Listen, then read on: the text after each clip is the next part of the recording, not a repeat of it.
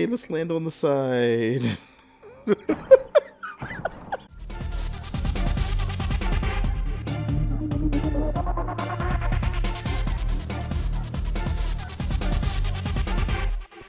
Well, this is clearly not what I was going to show you, but this still looks pretty cool. What's up, people? It's your boy Jatois, and I'm here today in Kerbal Space Program, and we are going to take a quick look at this few of the mods that they have in place now. In KSP1, we have Mechjeb. In KSP2, you have a series of additional mods here, and they can be used like Mechjeb. So, if you come here, take a look, you have one called K2D2, you have Flight Plan, and then you have Maneuver Node Controller. To be honest, I have not used too much of Maneuver Node Controller. I have used Flight Plan and K2D2. We can actually tell it to lift my craft into an altitude here. And I guess this is good enough. We'll just go ahead and hit start. Some people may ask, hey, why would you use a mod to lift your craft into orbit? It's such a simple thing.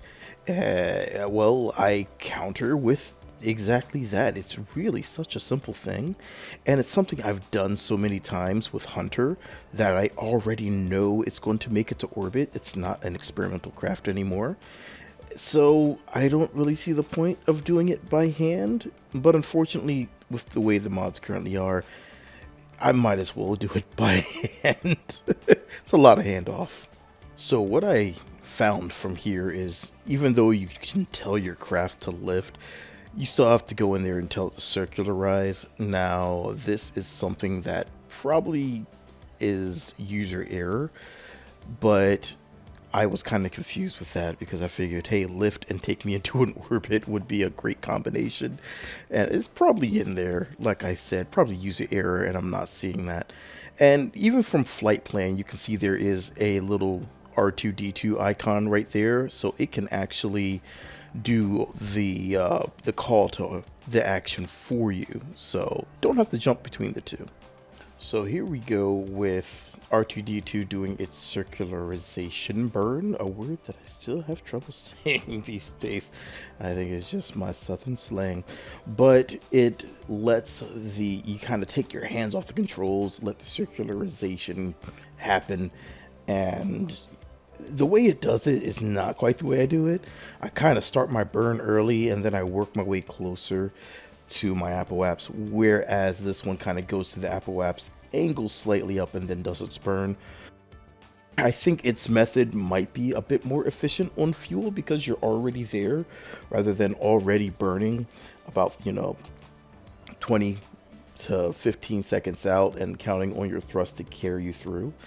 So yeah, it may be more efficient, but I think with a craft like this, I've been able to have such success because I already took my horrible lifting technique into account that I already have that extra fuel. So it's not that big of a problem, especially when you have your boosters like with Hunter.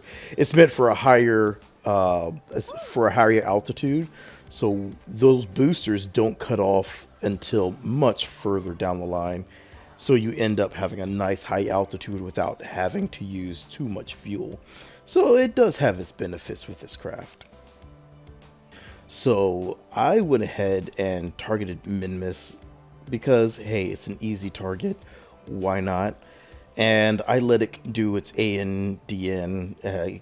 So we could go ahead and match planes and then go ahead and do its intercept, which, well, it seemed to want to do, but also showed me as having a bit of a moon intercept, which it's all right. We'd skip past it just enough.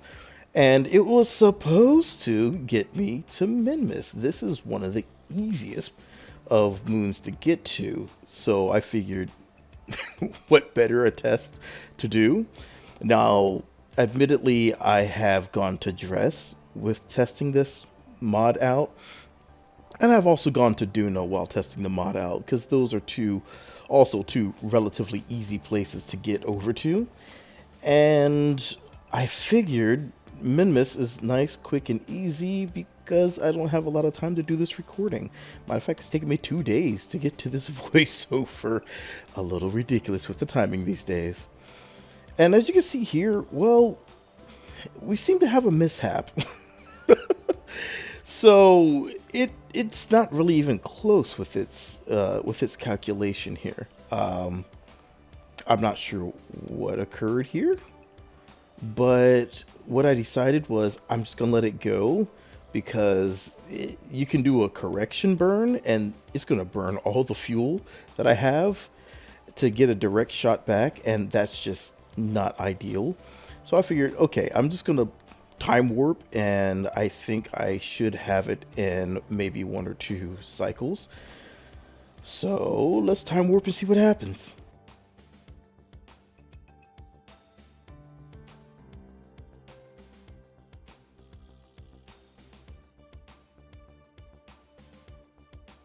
And there you go. See, it was able to do its thing. We have our intercept. Not the prettiest of intercepts, but we're there. So all we have to do now is go ahead and do our retro burn and get into a semi-stable orbit so we can test out the more scary thing, landings with automation. I love automation, but I always get a little nervous when I'm doing an automation landing because I've had several instances where I go for a Mechjeb landing and I crash into the ground because my craft is designed really wonky. Now, mind you, I can design airplanes all day. My rockets, of course, need more work. I use the brute force method, so that does not always give you the best of results when you are going in for anything automated, because I think it's looking for a better design than I was really able to offer it. But hey, I can brute force my way to almost anywhere in the game. So the game likes to keep zooming me in all the way the camera to the center core of mass, and it drives me crazy because every time I come out of the map, it's doing the same thing, and I really would like it not to do that. So hoping it will do that, and hopefully it will be fixed in the next patch. That would be fantastic. So we're just doing our retro burn to get us a little closer in to Minmus so I can pick a landing spot. And hopefully that'll go well, but since this is future me, looking back on past me, and recording over my own voice, because the music was too loud and I forgot to set it back down, I can already tell you, shenanigans started happening. So this is where some of the main differences between K2D2 and Mechjeb start to show up. So for Mechjeb, you can pick a spot on the map to land, and it will accurately land, for the most part, on that location. Now, for K2D2, what you have is you have to be in this view here, and it needs to detect that you actually are going to have a collision. This is great, but it seems to not always detect when I'm going to have a collision until I'm a lot closer in, underneath a certain altitude, which I am forgetting what altitude it is at the current moment because it's early in the morning and I'm still drinking coffee. So I have to wait because it doesn't detect it while you're in map view, which would be really fantastic if it could just, land. Just wait until I'm close enough, warp until you detect a collision or something, I don't know, and then land it for me. This should be a pretty textbook landing, but, this version of Hunter, for some reason, it didn't save my landing gear on my craft. And so I can't decouple it, because if I do decouple it, it'll destroy my whole craft. I do have a return stage that I can release my giant hydrogen ball from. So what I try to do here is just aim myself close enough to the flats and then just let it do its burn. But things just appear to be going really strange with the physics. Like you just saw there was no acceleration going on, and yet I went back into orbit. I don't know what happened here, so I did a little retro burn again, tried to bring it back in, and things again go really strange with the physics and cause me to overshoot. Now, if I was doing this manually, I would clearly just do it outside of map view, do my retro burn, do it by eye, and land on the flats. But since I'm trying to force myself not to do that, and I'm trying to trust in the automation, I keep going back to this view and taking a look and trying to see, okay, is it really going to do like I'm telling it to do? Because my landing spot does not look like it's a proper landing spot. And at this point, I'm getting really frustrated with the map view always bringing me all the way to the center of my craft. But I keep pressing on and trying to do it, and it starts to do its burn. So I leave it alone and I let it do its thing. And I try to see where that's going to take me. And where does this take me? It takes me to a really, really strange physics thing that happens here, as it should be doing a burn and landing right here. But as you can see in my landing node, my node that shows that I'm going to touch down, literally shows in the middle of the air in orbit. So I don't know what's really going on here. So I just tell it, okay, land somewhere and we'll try to make it work. And it takes me back to orbit. It literally takes me back into an orbit, and I have no idea what's going on at this point, because it's not like I'm doing a burn to take me back into orbit. It's just some weird physics thing that is preventing me from landing, and I'm not sure if it's because I have mods in the game and it's causing some issues, or it's because just the game has that bug, which I may not remember because there's a list, so I don't remember them all. So we're just going to try to land somewhere and try to work our way back. So down we come for the first landing, and you can see here there's no landing gear. So landing at an angle like this is just not going to work. It's going to tip over and fall. And tip over and fall we do. So I decide to step in and save the mission by doing a little mini burn and seeing if I can get a better landing. It doesn't really happen that way because this entire area is angled. So I figure we're going to have to keep burning and find a better location to land in. So we come in for yet another landing, this time on a flatter area next to a rock. I tell the automation to go ahead and take me down for a landing and go for it. And it seems to be going rather well. This area is a lot flatter, but it comes in at a funky angle, and then it begins again to tip over. So I abort the landing and kick it back off again. And this time we're actually closer to the flats, so I say, why not just go back to the flats? So away we go once again. So here we are right here, finally back over the flats, and I'm like, okay, land me. This should be a really easy thing to do. Just do a nice retro burn, get me vert, and then touchdown nice and gentle should be pretty easy thing to do. And I will trust in the automation to do it for me. So hands off the controls, burn is go, and we're just gonna let it try to do it once again.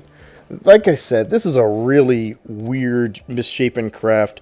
Unfortunately, this one is missing landing gear. It's missing landing gear from every single part that I put it on. I don't know what happened to my landing gear. They're all gone, and it looks like we have a semi-stable landing, but the craft came down at an angle, a slight angle, and that's just enough for the game to cause it to want to drift and fall back over. I decide, you know what, I will try to save this, but at some point I've had enough, because now I'm doing something counter to what I really wanted to do with the craft. and it was supposed to be a automated landing. So I'm like, okay, no, we're just gonna let it fall.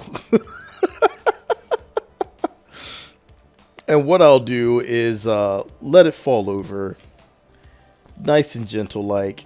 And if I really want to, I can always lift off again with my other stage, and that will allow me to do a nice proper landing and also return to Kerbin if I wanted to.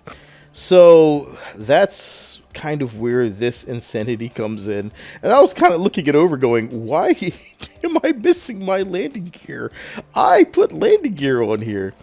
But alas, they are gone. So here's where I'm like, okay, let's just do this. Let's just decouple. And now we have our main craft that has all this torque. And we can just upright ourselves. There you go. Successful landing. 10 out of 10. Would do it again. Probably with a craft that has landing gear. And probably without so much of a headache. Some things I really want for Kerbal Space Program 2 is, can we get, some procedural landing gear that we can extend the height of them out more so we don't have to do any funky landing gear hacks? That would be great. Something that maybe will come in the future, maybe not, but I definitely highly suggest it. It would be fantastic. In playing Flyout, I've seen so many great ideas that I think would be perfect for the game and would be fantastic to incorporate, but both games are in development, so I can't say but so much. I'd love to see a lot from both of the games. I have more videos for Flyout coming here shortly, and I have more videos for Kerbal Space Program 2 coming out shortly, so I hope to catch you guys in the next one. But for now, it's your boy Jatwan. I'm out of here. Peace, as I try to ram my craft over because reasons.